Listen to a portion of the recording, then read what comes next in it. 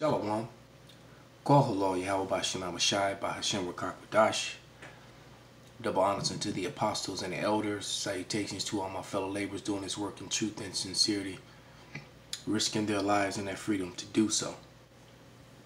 To the scattered Israelites to the four corners of the earth, to those that be like unto the speckled bird, and to the Akwaf that are listening and learning, to you I say Shalom.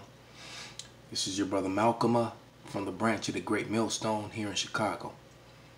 And this was a topic that came up in conversation. And I had to chime in on it because I received a text message from my professor about transgender women dominating in female sports, which is that's a problem if you're a female athlete trying to compete and be your best, because just because someone is identifying as a woman, they're a whole man. And that's basically what all these videos are about. Okay, you know, about people. These are people who are upset or different concerns about, you know, is it cheating when you have a man that's stronger than women? He, just because his equipment has been switched around and changed, he still has the bone structure and the bone density of a male, you know? And as you see, this girl is just getting manhandled by this male who's identifying as a woman. All right? Ex-swimmer Sharon Davies, why she opposes transgender athletes in sports. Well, probably I haven't watched her video, but I imagine it's probably some of the same things that I said. So let's start with the scripture. Let's go to Romans, the first chapter. All right, because this is an abomination, man. All right, the Lord gave you a rod and balls, then you're supposed to live your life utilizing or with your rod and balls. If He gave you the equipment to receive rod and balls, then you would live your life receiving. All right, and preferably just one, you know, because that's a whole nother subject. All right, but this is Romans 1,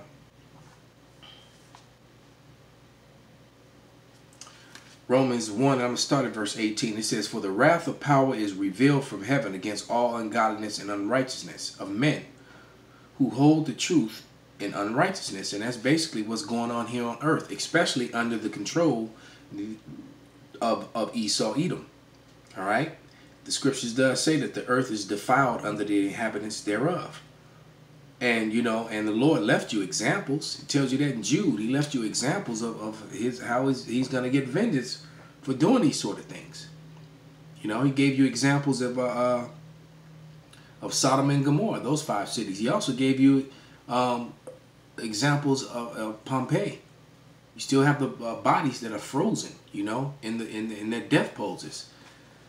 All right, jumping to verse 22. Professing themselves to be, this is Romans 1 and 22. Professing themselves to be wise, they became fools. Verse 23. And changed the glory of the uncorruptible power into an image made like unto a corruptible man, to birds and four-footed beasts and creeping things. Wherefore God also gave them up to uncleanness through the lust of their own hearts, meaning their minds, to dishonor their own bodies between themselves. All right. It says, who changed the truth of God into a lie, and worship and serve the creature more than the Creator, who is blessed forever. Amen.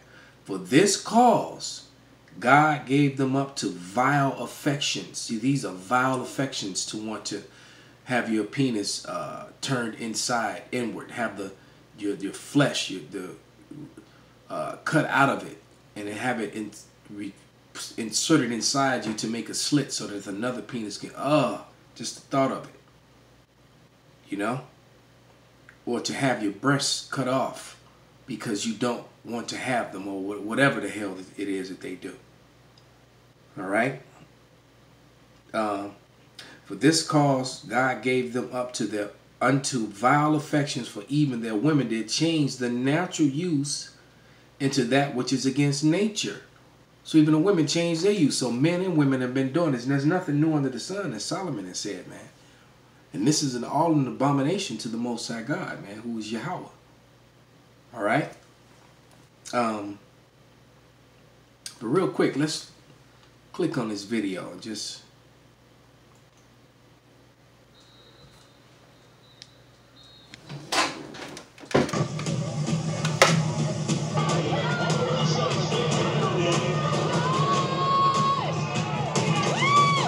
Transgender MMA fighter has said she wants a license to fight in California. A biological male has just become the first transgender person to win a world title in cycling. First transgender weightlifter winning her maiden international event as a woman. A biological male winning a gold medal in a women's event now seems a matter of when, not if. Since sports events began, men and women have been segregated by gender to make the competitive events fairer due to differences in muscle mass, innate strength, or testosterone levels.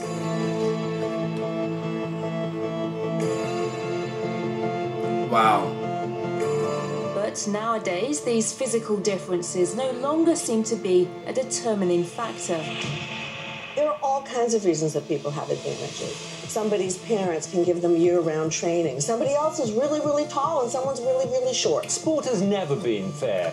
You bought into that myth, so have a lot of other people. But let's face it, if I wanted to be a jockey, I couldn't be. Nature endows her gifts unevenly in society.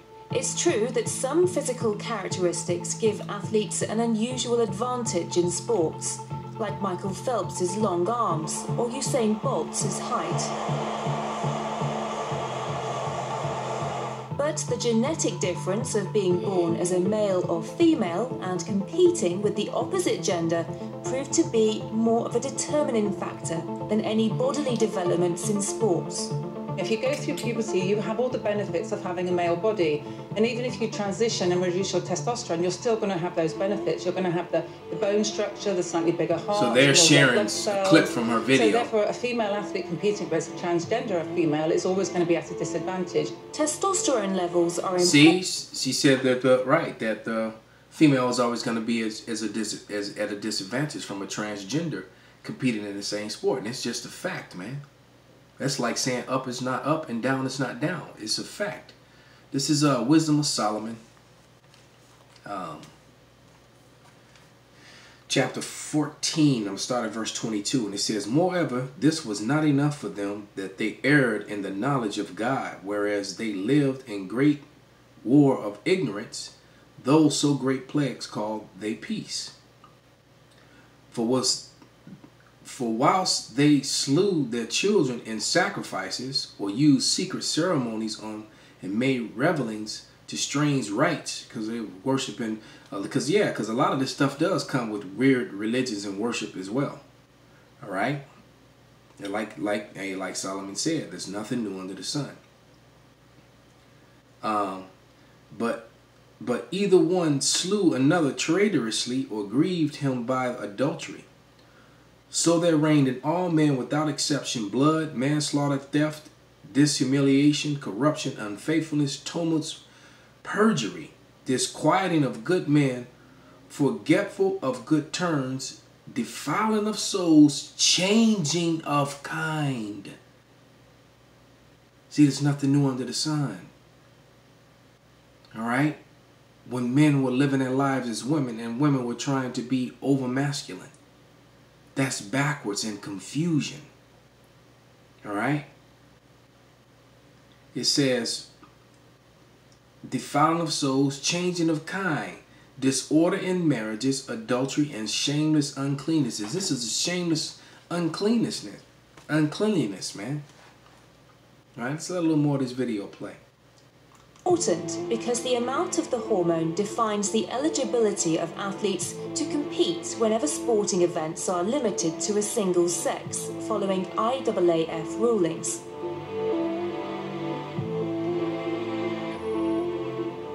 Wow.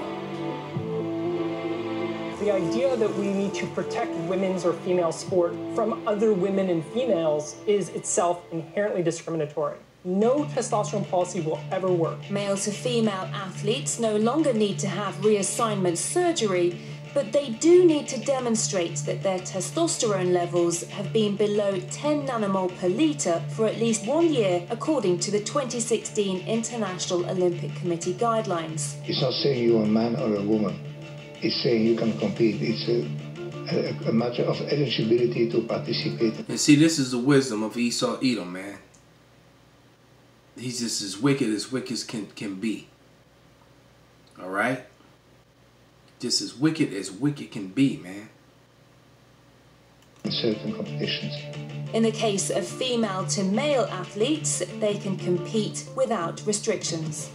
But 10 nanomoles per litre, as I understand it, something like 90% of female athletes, their testosterone levels are around 3 nanomoles per litre. So in other words, this upper limit is 3 times what would be typical in a female athlete. So it seems like a kind of arbitrary setting unrelated to the realities of the situation. No kidding. Like it says, critics say trans athletes may have an unfair advantage in the Olympics in anything, no matter what the sport is, whether it's in the Olympics or not. And like I said, this is just mass confusion. Well, I actually agree with you there. But what happens with student athletes who decide to change their gender? Well, the rules are not clear at all. Most countries don't have clear regulations, and the biggest student sports organisation in the US, the NCAA, does not require gender confirmation or a legal recognition of a player's transition sex in order for transgender players to participate on a team that matches their identity. At least 1 year of hormone treatment prior to competing on a female team.